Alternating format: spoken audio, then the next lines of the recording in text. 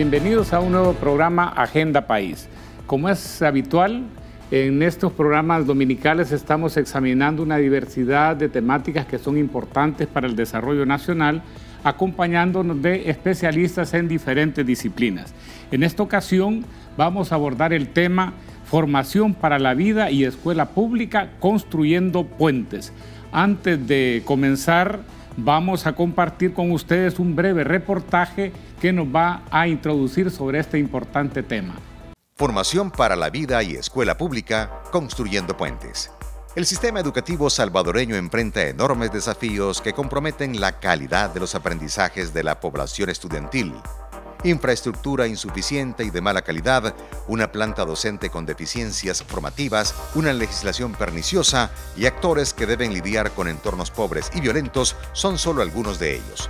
Todo esto ocurre en un contexto en el que los mercados productivos exigen el desarrollo de capacidades cognitivas, procedimentales, socioemocionales e intrapersonales, al tiempo que la democracia requiere de ciudadanos participativos y críticos. Es decir, estamos ante un sistema educativo que debe cerrar enormes rezagos acumulados históricamente, mientras prepara a las nuevas generaciones para un mundo cambiante, incierto y tecnológico. Y esa brecha es mayor cuando se ponen frente a frente el sistema público y el privado. Los abordajes de estos desafíos deberían ser diferentes en función del nivel educativo y del grupo sociodemográfico al que se dirige el proceso formativo. La primera infancia, por ejemplo, debe pensarse y enfocarse de manera distinta al grupo adolescente que se encuentra en educación media y bachillerato. No solamente son diferentes los desafíos para cada grupo, sino también los horizontes temporales de intervención. En el caso de la primera infancia, por ejemplo, el principal reto de la educación inicial y parvularia consiste en realizar inversiones oportunas para que, con los estímulos adecuados, los niños se preparen para el aprendizaje del nivel básico. Diferente es el caso de los adolescentes, donde se encuentra la mayoría de desertores del sistema educativo. Se van por razones diversas, entre las que predominan la necesidad de trabajar, la migración y el embarazo precoz. El sistema educativo debe enfocar sus esfuerzos de mejora de la calidad tomando en cuenta estas realidades. La pertinencia de la educación, es decir, su sentido práctico en el contexto específico en que se vive, se vuelve prioritaria. Sin educación pertinente es imposible pretender que se está formando para la vida, para que los estudiantes sean capaces de manejar efectivamente los retos que el mundo les pondrá enfrente al dejar la escuela. La pertinencia se complementa a su vez con la visión de que la formación no es responsabilidad exclusiva de la escuela y que ese es un proceso que se desarrolla también en los hogares y hasta en los centros de trabajo, de tal suerte que la misma compete al sistema educativo y sus instituciones, pero también al Estado, a los empleadores y a los mismos individuos, lo que abre las puertas a nuevos modelos de gestión. La complejidad del tema impone múltiples interrogantes, imposibles de ventilar en su totalidad en un solo espacio como este. Por ejemplo, ¿cómo reconciliar los desafíos generales y estructurales del sistema con las necesidades de cada grupo poblacional? ¿Cómo se crean puentes entre la educación moderna y las necesidades del territorio? ¿Cómo articular la participación de todos los actores involucrados? ¿Cómo se transita del énfasis en la cobertura al de la calidad? Ese es el tema hoy en discusión en Agenda País. Para este nuevo programa contamos con la participación de dos distinguidas profesionales. En primer lugar, la doctora Carolina Rovira, quien es economista, doctora en educación e investigadora en temas socioeducativos y económicos. También contamos con la participación de la licenciada Soledad Cardenal, quien es especialista en educación y en la ejecución de proyectos educativos. Bienvenida, Carolina. Hola, William. Buenas noches. Bienvenida, Soledad. Muchas gracias por tenernos aquí. Gracias. Bien. Como nosotros sabemos, la educación en El Salvador es un tema que enfrenta una gran cantidad de desafíos. En el reportaje hemos podido conversar un poco sobre la ausencia de inversiones oportunas en la primera infancia, bajas tasas de matrícula principalmente en educación primaria, enorme déficit de infraestructura, altas tasas de deserción, especialmente pues entre tercer ciclo y bachillerato, y del bachillerato hacia la educación superior, Hay también una suerte como de desvalorización de la educación técnica. También la ola de violencia se ha extendido hacia los centros educativos. También se habla de una fuerte desconexión entre la educación que se está impartiendo y las competencias que demanda el mundo laboral actualmente. Y por eso es tan importante este tema de construir puentes entre la educación y la formación para la vida. Dentro de este contexto quisiera comenzar haciéndole una pregunta a Carolina. Desde su perspectiva, ¿qué balance haría usted del sistema educativo ahora? Bueno, el sistema educativo, como usted bien decía, William, enfrenta grandes desafíos y nuestro sistema educativo tiene un gran rezago, ¿verdad? Entonces tiene como principal desafío cerrar brechas territoriales. La calidad de la educación entre lo urbano y lo rural es diferenciada, donde pierde siempre lo rural. La educación privada y pública tiene grandes diferencias en algunos casos. Nuestros docentes faltan de capacidades para enfrentar los desafíos de enseñanza en los niños, en los niveles básicos y los niveles avanzados, etcétera. O sea, cosas fundamentales del sistema se han quedado rezagadas, ¿verdad? Pero además, el mundo está avanzando rápidamente y nos exige que el sistema se ponga al día con la formación de nuevas capacidades en los niños y en los jóvenes que es imposible empezar a cimentar si no están cerradas las brechas iniciales. Entonces, lo que tenemos es un sistema educativo, a mi juicio, en peligro, que requiere de decisiones fuertes para transformarse, que requiere de audacia y valentía de quienes lo lideren, y ha faltado un poco de eso. Ha faltado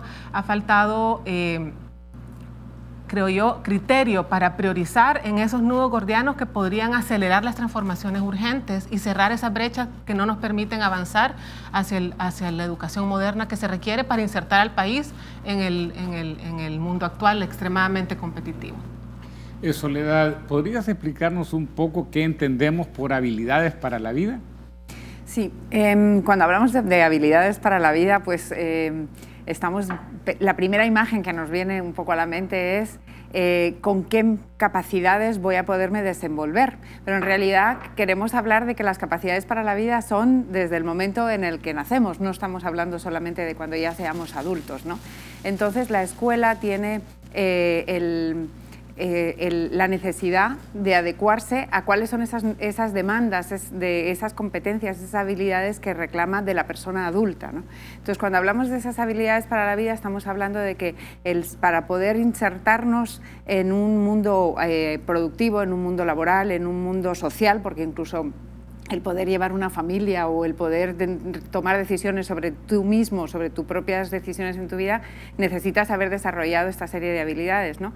Entonces, ¿qué queremos, qué es lo que buscamos con habilidades? Pues la capacidad de podernos relacionar con los demás, la capacidad de podernos comunicar, la capacidad de poder analizar distintas situaciones para poder tomar decisiones, la capacidad, hoy en día estamos hablando incluso ya del tema de la tecnología, es un tema base para poder, si no dominas la tecnología, pues no tienes formas de instrumentalizar todas las decisiones que tú tomas. En general, van un poco por ahí el tema de las habilidades. ¿Y hasta ahora esos temas no han estado demasiado presentes o cuál es el problema? ¿Por qué hay necesidad de ese puente? No sé, Carolina, si usted quisiera adicionar algo. Yo creo que las habilidades para la vida han estado presentes desde una perspectiva curricular, ¿verdad? O sea, se ha escrito la importancia de las habilidades para la vida desde el informe de LORS de la UNESCO, ahí por el 97. Y nuestros programas educativos lo tienen ahí como un deseo. Pero las habilidades para la vida requieren también docentes formados para poder enseñar estas habilidades, para poder modelar estas habilidades, requieren de un entorno favorable para poder darle al niño los espacios para practicar estas habilidades. Requieren también de niños preparados para aprender, es decir, de una escuela que es capaz de hacerse cargo de muchas de las deficiencias socioeconómicas que enfrentan nuestros niños. Entonces, aunque de una perspectiva de deseo curricular. Las habilidades para la vida han estado en nuestra currícula desde hace algún tiempo. Ha faltado la capacidad de instrumentalizarlo, ¿verdad? La capacidad de darle al sistema las herramientas, tanto humanas como de infraestructura y técnicas, para que los niños realmente, dentro de las aulas, adquieran estas habilidades. Soledad, ¿y cuál es el propósito de la escuela hoy en día? ¿Habría que transformar ese propósito? La escuela tiene que responder al crecimiento de la persona. La persona tiene que, el niño, la niña, tienen un desarrollo evolutivo porque tienen que desarrollar, por un lado, la parte cognitiva, la parte emocional, la parte espiritual incluso, la parte afectiva, la parte del mismo cuerpo tiene que irse desarrollando, y ese proceso evolutivo es el que tiene que ir creciendo, y la escuela tiene que ir acompañando de una manera integral este crecimiento. La escuela tradicional, aparte con lo que estás diciendo de que curricularmente se ha contemplado todas estas áreas, pero realmente la escuela ha sido un lugar de instrucción, un lugar de desarrollo de lo cognitivo. Ha parecido que lo más cognitivo, el que más matemáticas sabe, el que es mejor en el área más académica, es la persona que va a desarrollarse mejor en el mundo, en el mundo adulto. Pero eso no es cierto. Entonces yo siento que la escuela, lo que tiene que hacer, el propósito de la escuela es desarrollar en su totalidad todas las áreas íntegras de la persona. Y entonces la escuela tiene que abordar todas estas áreas y todos estos aspectos. Carolina, un tema que a mí me llama poderosamente la atención es que en pleno siglo XXI, todavía en El Salvador, el 37% de la cohorte de 14 a 19 años básicamente pues desierta del sistema escolar. ¿Cómo cree usted que se podría enfrentar esta problemática? Ciertamente, William, ese es un dato que preocupa, ¿verdad? Porque quiere decir que no estamos aprovechando nuestro bono demográfico. Todo ese grupo de jóvenes se está perdiendo pues la formación mínima necesaria de sus capacidades. ¿Cómo enfrentarlo? Yo creo que encarando cuáles son las razones por las que dejan de asistir a la escuela, aunque la deserción es un efecto de múltiples causas, ¿verdad? Incluso lo que nos dice la encuesta de hogares nos dice que la principal razón por la que los jóvenes desertan la escuela es porque necesitan trabajar y no le ven utilidad a la escuela para esa futura inserción laboral. Entonces, la escuela tiene que mandar el mensaje de que realmente va a ser útil para la inserción laboral de los jóvenes en sus lugares de vida, ¿verdad? Nosotros tenemos un país que expulsa a su gente, en particular a los más jóvenes, ¿verdad?, a buscar oportunidades en otros lados, y por lo tanto, frente a esa realidad, los jóvenes piensan: ¿para qué voy a seguir estudiando? ¿Para qué voy a seguir desgastando a mi familia en el sacrificio que implica estudiar cuando muchos de ellos están en la pobreza, si al final lo que voy a hacer es irme? Entonces, la escuela tiene que ser mucho más útil para la vida, y esto tiene que ver con esta discusión que estamos teniendo sobre lo que la escuela está realmente formando y no solo lo que dice formar desde la currícula. Pero ¿qué es lo que ha cambiado? ¿Ha cambiado la calidad de la educación? ¿Ha cambiado el entorno? Porque yo realmente siento que pertenezco a una generación que crecimos dentro de un contexto en el que la educación era uno de los principales mecanismos de inclusión social y era bastante eficaz. Pero pareciera ser que eso se ha perdido. ¿A qué se deberá que se ha perdido la eficacia de la educación como mecanismo de inclusión social? Bueno, la educación, la escuela, de alguna manera se ha quedado en ser un lugar donde es un molde, y la persona que no encaja en este molde es excluida. La escuela tiene que ser un lugar mucho más flexible, tiene que ser un lugar donde haya espacio para personas que tienen pensamientos diferentes, metodologías de aprendizaje diferentes, y no tiene que ser el estudiante el que se tiene que adaptar a la forma de enseñanza para poder aprender. Entonces, la escuela muchas veces, por la misma falta de formación, la misma falta de recursos, la misma falta de mentalidad un poco más flexible, los mismos sistemas de evaluación del sistema educativo, todo eso lleva a que el estudiante, todo el mundo tiene que ser exactamente igual. Todo el mundo tiene que tener los mismos ritmos, los mismos... Entonces, el estudiante, cuando ve que no puede, por ejemplo, lo que estaba diciendo Carolina, hay estudiantes que tienen que dedicar parte del tiempo del año a poder apoyar económicamente o laboralmente a sus familias, entonces abandona un poco la escuela durante un periodo de tiempo, o estudiantes que por la enfermedad, por ejemplo, no pueden asistir, entonces resulta que la instrucción solamente se puede dar en la escuela. En el momento en el que empiezan a haber un poco de desajustes, falta de asistencia o falta de rendimiento, entonces esa persona se va quedando un poco rezagada. Y este rezago, esta separación, esta diferencia es muy obvia cuando llegamos a los 13, 14, 15 años, que es la edad en la que los jóvenes consideran que ya pueden tomar decisiones de la vida adulta, pero sin la preparación de la vida adulta y sin la capacidad y sin la madurez. Entonces hay un elevadísimo porcentaje de estudiantes jóvenes o de juventud que cree que ya puede ser adulta y que ya puede salir a generar ingresos, a formar familias, y eso no es cierto. Si uno no está bien preparado, entonces no puedes formar parte de esa vida adulta con prospección de desarrollo. Puedes llegar a ser una vida adulta, puedes llegar a tener una serie de ingresos, pero te vas a mantener en tener esos ingresos limitados, no tener un crecimiento profesional o personal. Entonces, la escuela, yo creo que desde las primeras etapas, desde la etapa infantil y la primaria, debe transformarse para poder tener en su mira a una amplia variedad de personas. Cada persona somos un mundo y la escuela está un poco atascada en una serie de corsés por distintos motivos que no permiten esa variedad, ¿no? esa acepción. Bien, estamos en medio de una discusión bastante interesante. Vamos a ir en este momento a un corte y volvemos en unos minutos.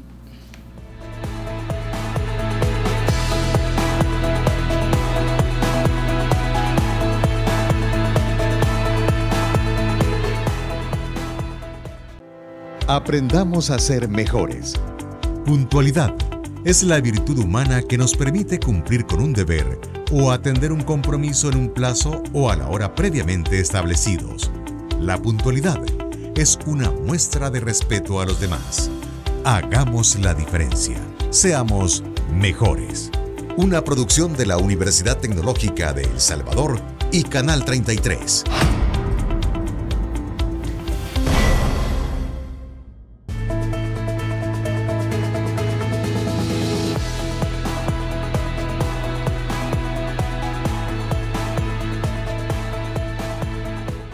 Continuando con este tema, Carolina, sobre todo en las áreas rurales siempre ha habido mayores niveles de exclusión y sobre todo que se expresan en niveles, ahora se habla de niveles altos de pobreza multidimensional. ¿Qué rol debería de jugar la educación en esos territorios, sobre todo sabiendo que allí es donde probablemente ese bono demográfico está siendo más desperdiciado?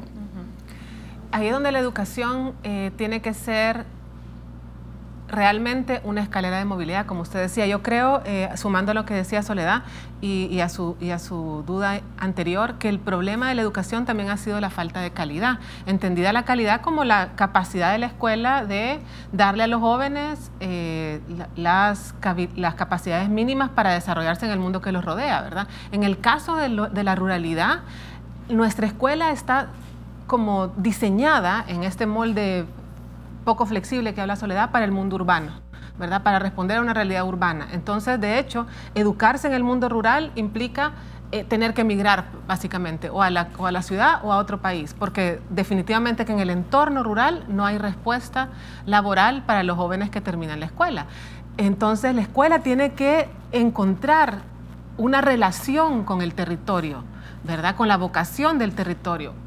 Tener la capacidad de ser flexible como una propuesta que forma ciertas cosas mínimas en todos, unas habilidades ciudadanas y unas habilidades básicas de desarrollo personal y cognitivo, pero que también está vinculada al contexto donde el niño se está formando. Para que las brechas, creo yo, territoriales empiecen a cerrarse, tenemos que lograr conectar las escuelas en los territorios con las realidades territoriales.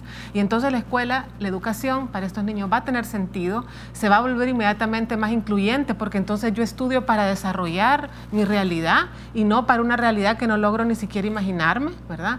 Entonces esa conexión, ese puente, como menciona el título, título de este programa, ese puente no se ha logrado. Y ese es en parte porque la escuela es cada vez menos una escalera de movilidad social. Porque si usted nos habla de una época en que la escuela era escalera de movilidad social, también es una época donde menos niños accesaban a la escuela, donde solo una pequeña élite en términos relativos accesaba a la escuela. Ahora que se ha universalizado el acceso, tenemos que responder también a realidades de niños con una multiplicidad de contextos, ¿verdad? Entre ellos, pobreza multidimensional, por ejemplo. Entonces la escuela tiene que saber a qué va a ir esta gente a trabajar luego, qué sentido puede darle esa educación. Si yo estoy enseñando solo álgebra y literatura clásica en una escuela en el norte de Morazán, ¿qué sentido le puede hacer al niño esa educación, verdad? Cuando él lo que ve son pinos y un territorio a explotar que además no está explotado, no tiene ningún sentido lo que la escuela le dice con relación a lo que él ve cuando sale de ahí. Entonces ese puente es necesario construir. Que yo ese comentario que hacía me parecía, inclusive pues sentía que lo vivimos, ¿verdad? La verdad que a veces sin reparar en ello. Pero en realidad para nosotros es cierto, quien más escalaba, entre más uno escalaba en el sistema educativo, más cerca estaba de la capital o de la frontera. Básicamente así estaba diseñado y como usted dice, quizá la ventaja era que éramos una élite los que podíamos dar el paso. Ahora, para poder verdaderamente hacerle frente a este desafío, habría que ver también si hay algún tipo de buenas prácticas, algún tipo de experiencia internacional del cual el país podría echar mano, porque conceptualmente suena como muy atractivo lo que está diciendo. ¿Cómo operativizarlo? Pues mire, han habido varias experiencias. Yo creo que aquí en el país hay una en particular, que es la de Fomilenio 2, que ha hecho una propuesta de intervención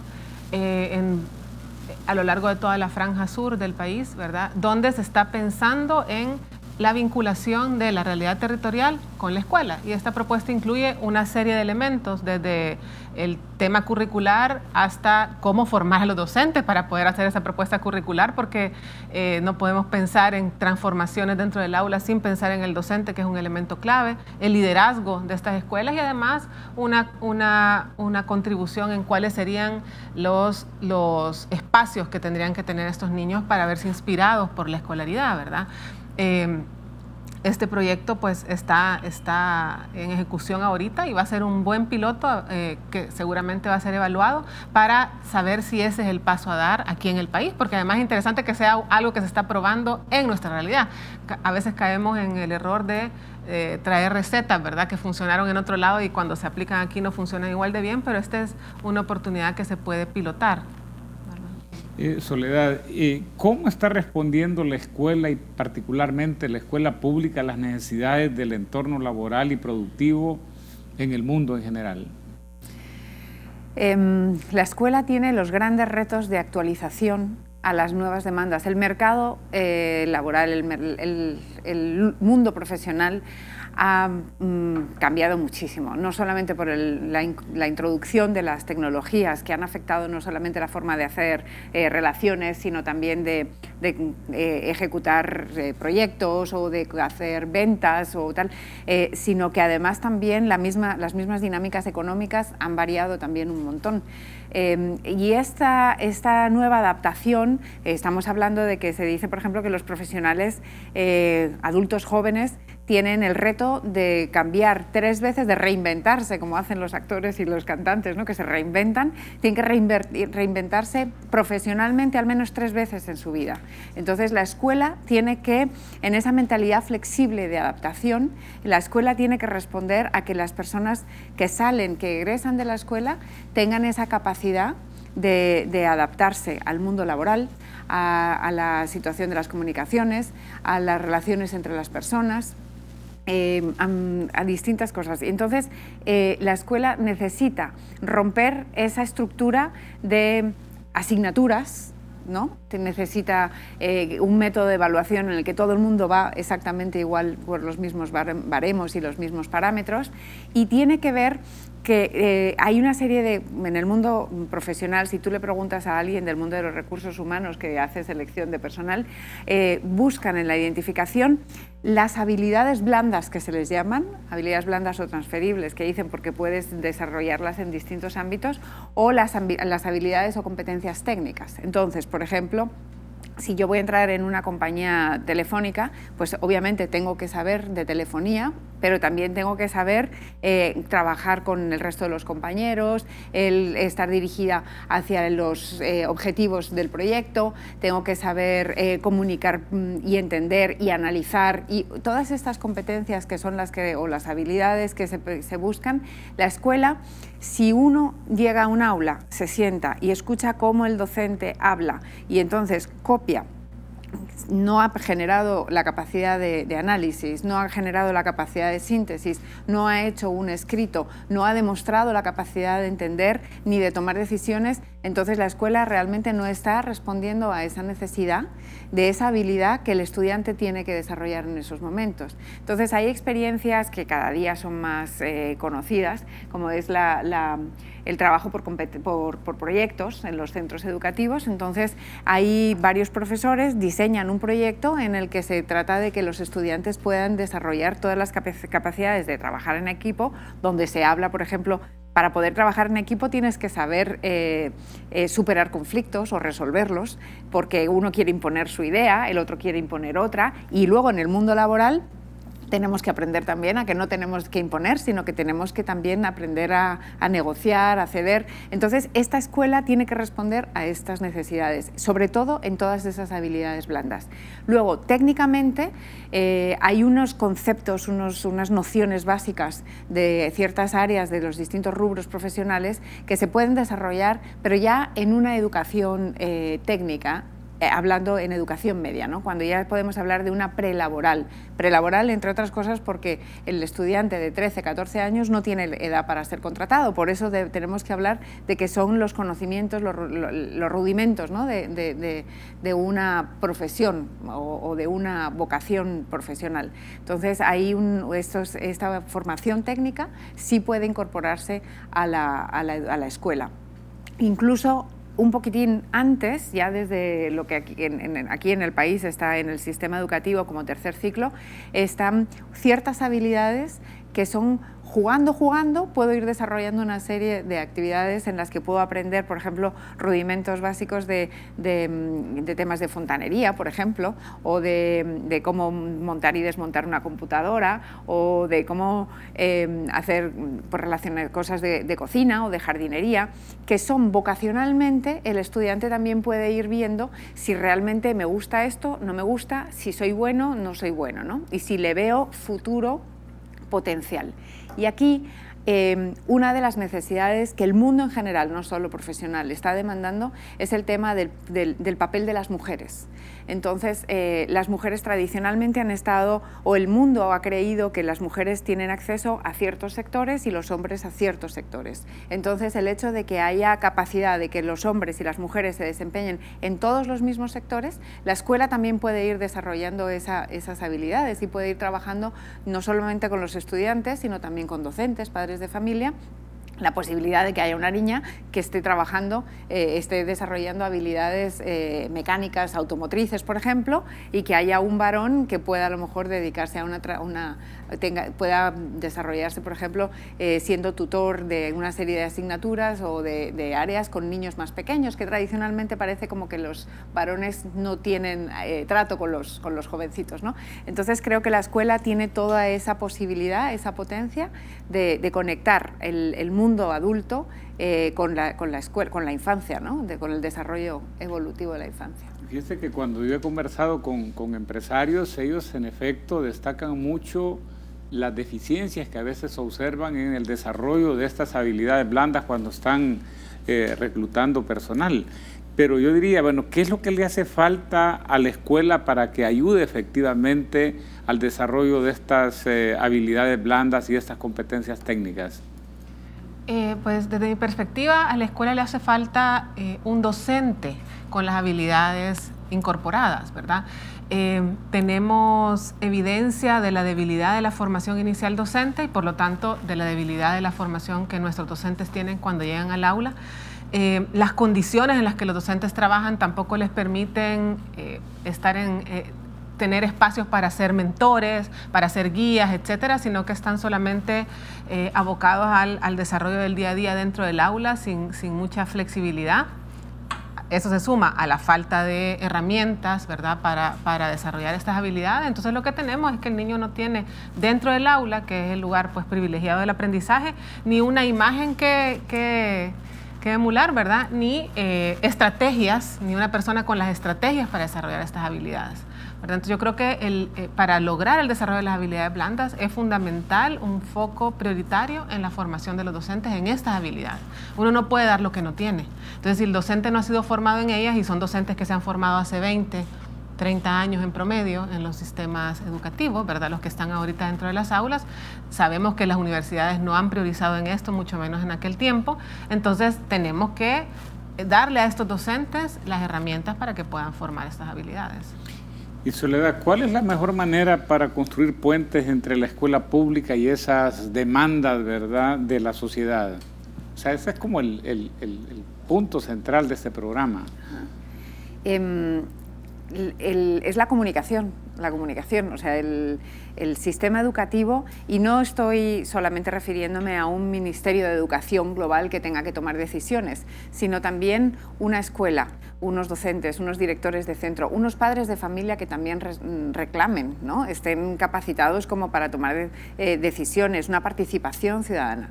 Entonces, un involucramiento de todos estos sectores en la vida educativa. Es diferente cuando una escuela y también un mirar hacia el futuro. O sea, si yo quiero ser competitivo en el mundo, entonces yo tengo que conseguir vender mi producto, ¿no? Entonces quizás es un ejemplo un poco frío cuando hablamos de educación, pero la escuela tiene que ser capaz de que todos sus estudiantes se inserten en una vida pública, una vida adulta con éxito. Y con éxito no quiere decir que seamos todos millonarios, pero sí que sean autónomos y que sean independientes para poder generar su propia vida, ¿no?, sus propias decisiones. Entonces la escuela lo que tiene que hacer es hacia dónde estoy enviando a todos estos estudiantes. ¿Los estoy enviando a un mundo laboral o a un mundo de estudios superiores? Entonces tengo que ver cómo consigo que estos estudiantes... Entonces esa comunicación y ese entender que yo estoy aquí para que los estudiantes tengan una vida adulta exitosa, ese clic no está. La escuela es, yo siempre lo he hecho así, yo sigo haciendo esto. Entonces es un poco como repitiendo un poco, siempre se hizo así. Entonces creo que se necesita más comunicación entre ambas instancias. Bien, vamos a seguir ahora a un nuevo corte.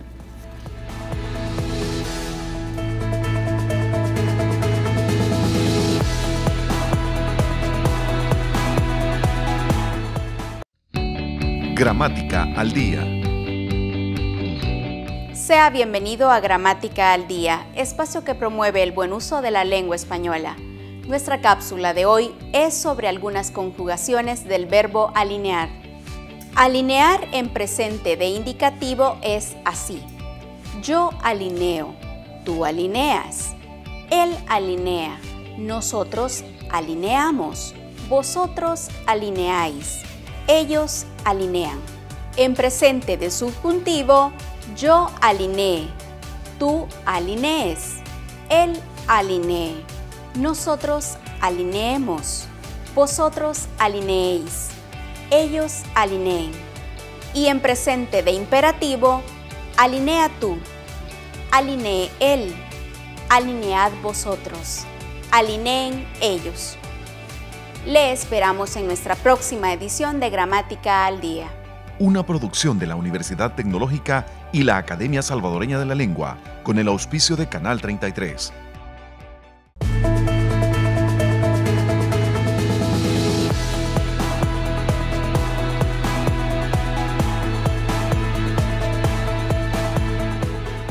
Bien, Soledad, ya Carolina mencionaba pues que dentro de las intervenciones que se están llevando a cabo en El Salvador A través de Fomilenio se ha tratado justamente de trabajar en la construcción de esos puentes entre la escuela pública y la formación para la vida.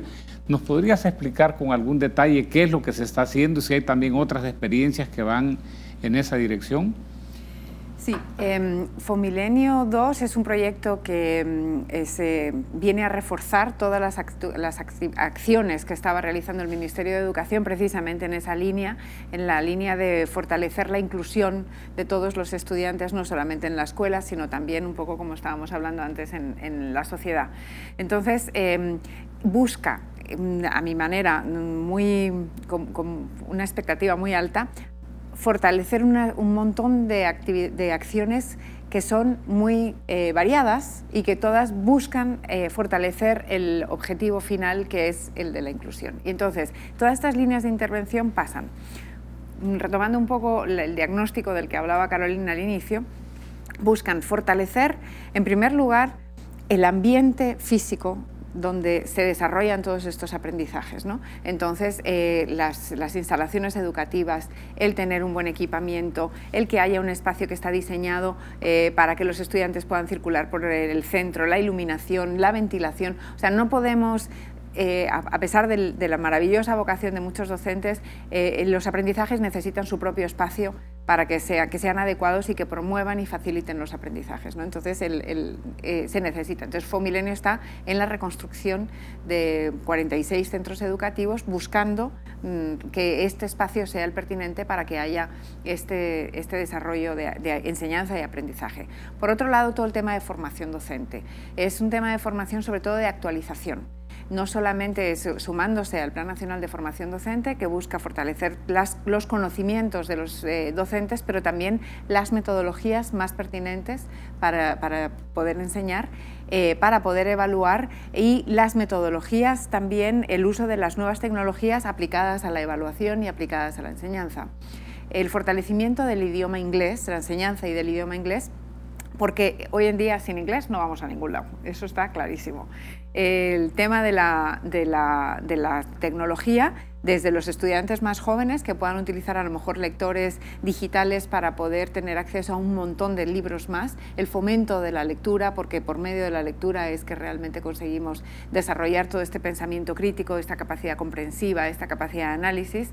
Entonces todas estas actividades se están desarrollando en estos procesos, en estos centros educativos, pero también trabajando no solamente con el docente, el estudiante y tal, sino también con la comunidad educativa y con la organización, la gobernanza de esta escuela, donde puedan estar participando los distintos sectores para que haya todo este involucramiento. Pero también, además de todas estas actividades, se está fortaleciendo mucho, y además ya se está poniendo en práctica, es lo que estaba comentando Carolina antes, todo el tema de la evaluación curricular. Evaluación curricular es, vamos a evaluar si el currículum permite que los estudiantes desarrollen esas competencias que le permitan responder de manera pertinente a las demandas del entorno, ¿no? Entonces, la educación media técnica, que lo que hablábamos de las habilidades blandas y las habilidades técnicas, estaban un poquitín flojas en la capacidad de adaptarse al entorno del área que está fuera de lo urbano. En lo urbano hay empresas, hay instituciones que emplean, entonces es fácil que en lo urbano yo pueda desarrollar las competencias destinadas a un perfil de un puesto de trabajo un poco concreto. En el resto del país, que es un área más donde el tejido productivo es un poquitín más flojo y que requiere de más emprendimientos, más proactividad por parte del estudiante, necesitas fortalecerle desde un ámbito mucho más amplio. Entonces, ese diseño curricular ha venido a ayudar un montón con unos nuevos planes de estudio para estos bachilleratos que se estaban implementando en los centros de la franja sur del país. También todo el plan de estudios del lenguaje está siendo revisado y se está rediseñando completamente, igual que el de apoyando a la Agencia de Cooperación de Japón con el proyecto de revisión curricular de matemáticas, pero el de lenguaje precisamente porque se ha buscado darle un enfoque comunicativo. Es una adecuación de que el sistema de la enseñanza del lenguaje antes a lo mejor era más mecánico, ahora se está buscando que el estudiante desde el inicio escriba lea, entienda y produzca textos, porque eso es un salir del estudiante, no un venir del docente, ¿no? Entonces todo esto se está realizando en el marco de Fomilenio, que también retoma otras actividades como los Megatec, donde el bachillerato se inserta con la formación técnica superior, trabajando con empresas para que la formación de los estudiantes se responda a las necesidades, sea pertinente, ¿no? La educación pertinente. Y justamente dentro de este contexto y sobre todo pues escuchando que algunos avances se están desarrollando, Carolina, ¿es posible pensar en la revolución 4.0 en El Salvador? Y en este contexto, ¿qué es lo que nos debería dar el sistema educativo? Pues mire, la revolución 4.0 va a llegar, nos guste o no, ¿verdad? Y probablemente ya está ahí, está exigiéndole a los países que produzcan de otra forma, que consuman de otra forma, que interactúen de otra forma con sus competidores y con sus posibles aliados, etc. Entonces, de que va a llegar la revolución y nos va a poner exigencias, va a pasar, ¿verdad? Que nos vamos a quedar rezagados si seguimos así, seguramente, porque no tenemos un sistema educativo hoy por hoy que nos esté preparando para enfrentar el tema. Porque no podemos pensar, eso sí, en un sistema educativo que prepare para la revolución 4.0, que tiene que ver con robótica, que tiene que ver con un mundo cibernético, con investigación de alto nivel, si no tenemos satisfechas necesidades mínimas desde los sistemas educativos, como el aprendizaje de la lectoescritura, de la comunicación en nuestra lengua y otra lengua, de mínimos conceptos de abstracción matemática, de habilidades blandas, etc. O sea, si no logramos que nuestro sistema cumpla con esos escalafones, no vamos a poderlo llevar más adelante. Entonces, el desafío del sistema es grande y es en dos carriles, ¿verdad? Hay dos carreras aquí. Una carrera que es la de cerrar estas brechas enormes que en la historia se han creado en el sistema educativo, y la carrera de ponernos a la altura de países que compiten y no quedarnos en el rezago, ¿verdad? ¿Y qué hace falta? ¿Hace falta más recursos? ¿Hace falta, bueno, continuar profundizando estas modificaciones en las currículas? ¿Qué esfuerzos adicionales habría que hacer? Estamos a las puertas de un nuevo gobierno y yo creo que es un excelente momento como para decir, bueno, yo no sé cuánto se puede hacer con los recursos que ya existen, cuáles serían los recursos adicionales mínimos que serían requeridos y cómo habría que obtenerlo, ¿verdad? Claro, yo creo que hacen falta más recursos, pero antes que más recursos hace falta orientar correctamente los que ya existen, ¿verdad? Hay muchos programas y proyectos dispersos dentro del ministerio que si estuvieran puestos en las carreteras correctas, apoyando las líneas de acción que han demostrado tener éxito a nivel internacional y en los casos que se han medido a nivel nacional, pues el sistema andaría mejor.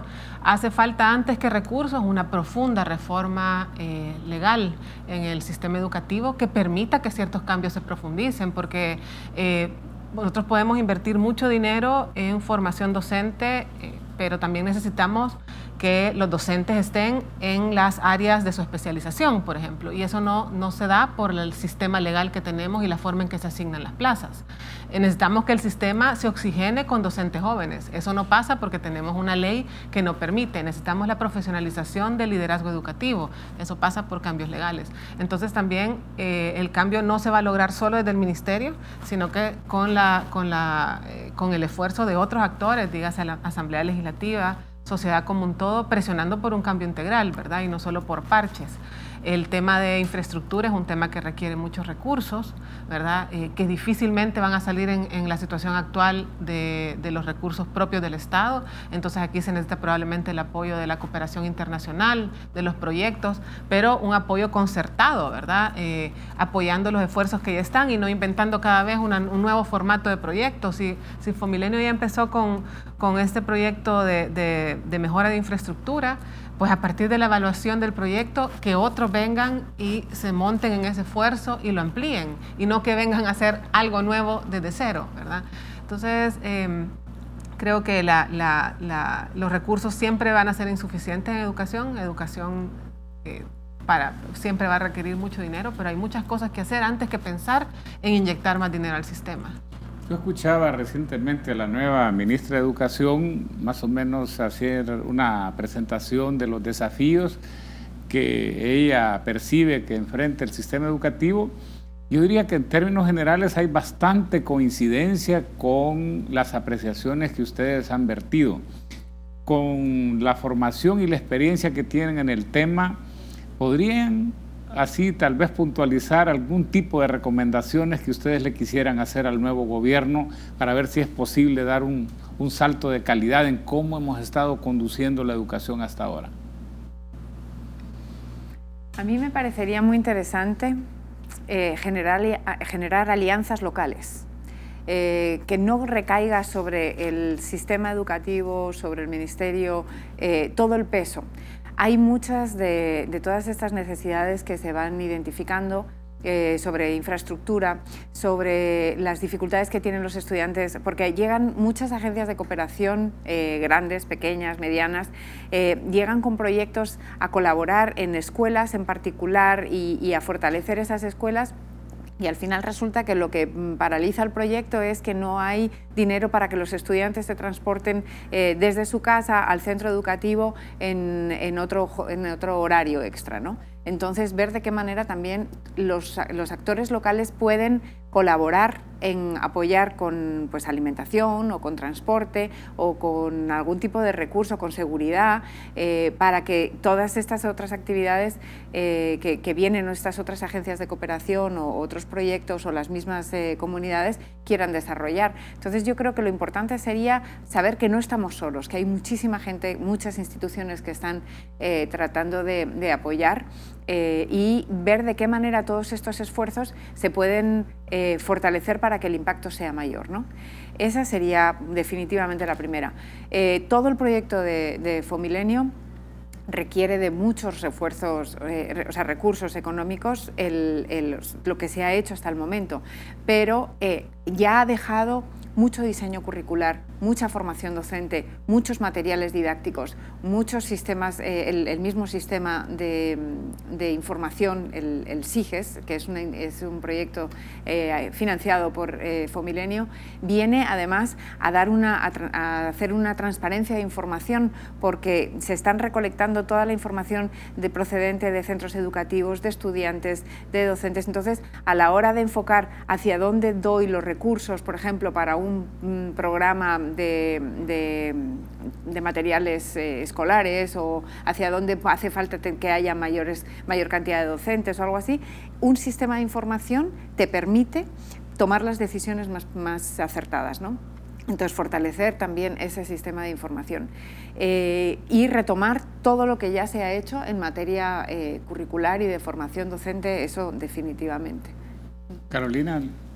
Yo creo que quizás mi primera recomendación sería que no perdiera de vista que el rol del Ministerio de Educación es garantizar los aprendizajes de los niños, las niñas y los adolescentes, porque hay un montón de intereses alrededor de la educación y presiones, ¿verdad?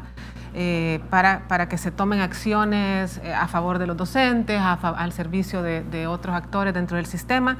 Yo creo que la mejor manera de priorizar, porque en un sistema que tiene tantos desafíos hay que priorizar, es pensar qué tengo que hacer para que los niños y las niñas hoy aprendan más y mejor. Y en esa línea creo que darle continuidad a los esfuerzos de formación docente que ya iniciaron, puede ser que tímidamente con la administración que deje el ministerio en términos de recursos y en términos de formato. Creo que hay muchas cosas que revisar, pero ya se empezó y eso es bueno, ¿verdad? Entonces, repensar la formación y continuarla y profundizarla sería una de las acciones que yo creo que debe continuar. Desde la perspectiva de los más pequeños, priorizar que los más pequeños de parvularia a tercer grado tengan garantizados los desarrollos básicos para construir verdadero conocimiento en adelante. Eso significa que garanticemos que nuestros niños aprendan a leer y escribir funcionalmente para tener después las posibilidades de avanzar en el sistema, que los entusiasmemos desde la perspectiva de ampliar su creatividad, etcétera, en estos niveles, y no que en estos niveles los convirtamos en niños que se decepcionan de la educación, ¿verdad? Entonces un énfasis en el desarrollo de esta primera infancia y en los niveles más avanzados, donde tenemos tantos desafíos de violencia y de deserción, ¿verdad? Concentrar los esfuerzos en flexibilizar, como dice Soledad en algún momento, flexibilizar las opciones. No todo el mundo probablemente tiene que ir a la universidad y tenemos un sistema pensado para ir a la universidad. ¿Qué otras salidas le podemos dar al sistema? ¿Qué otras salidas laborales tienen los jóvenes en el territorio? Pero que sean salidas de calidad, ¿verdad? No segundas opciones, no la opción del pobrecito que no pudo, sino que opciones de calidad para inserción laboral. Y con esto podamos apoyar también el tema de la seguridad en el país, ¿verdad? Bien, muchas gracias. Vamos a una última pausa comercial y regresamos con el cierre de Agenda País.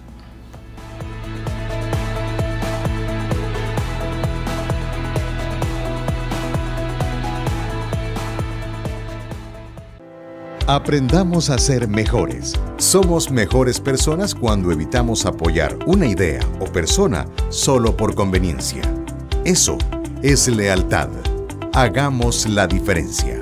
Seamos mejores. Una producción de la Universidad Tecnológica de El Salvador y Canal 33.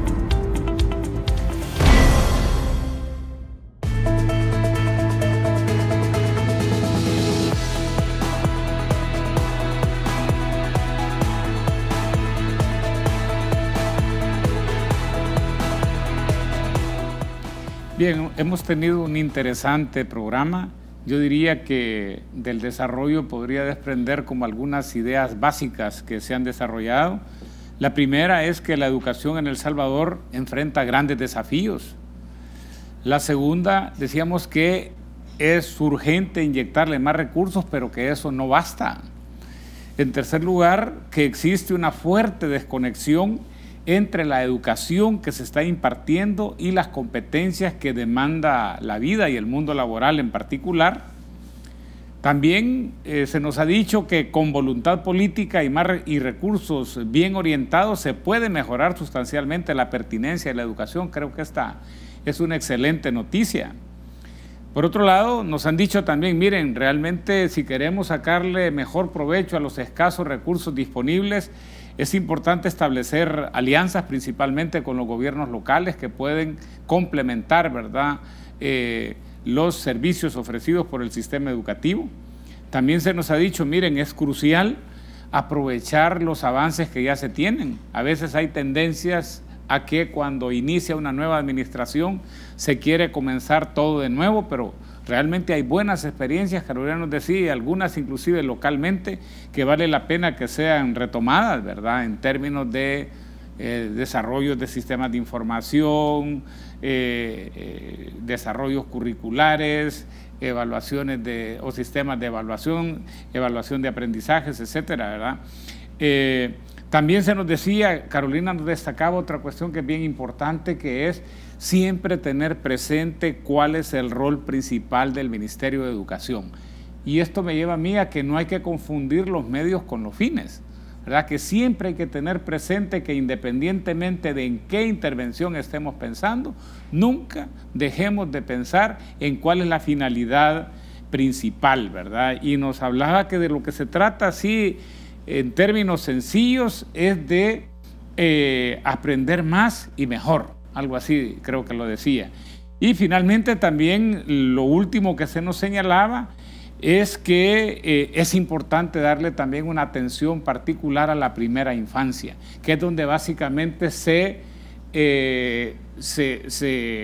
desarrollan, llamémosle así, las metodologías como para aprender a aprender. O sea, si realmente los niños, las niñas no llegan adecuadamente armados, ¿verdad?, para poder aprender a aprender, entonces cualquier esfuerzo que se haga posteriormente va a ser definitivamente mucho menos eficaz y hasta probablemente más costoso.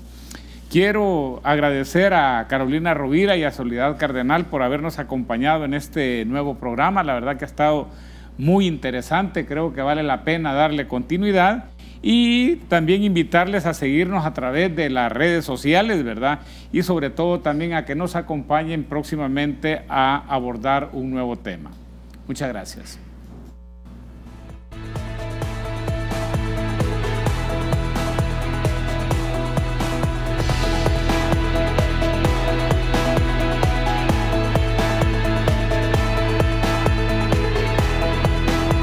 Hagamos la diferencia. Seamos mejores. Universidad Tecnológica de El Salvador.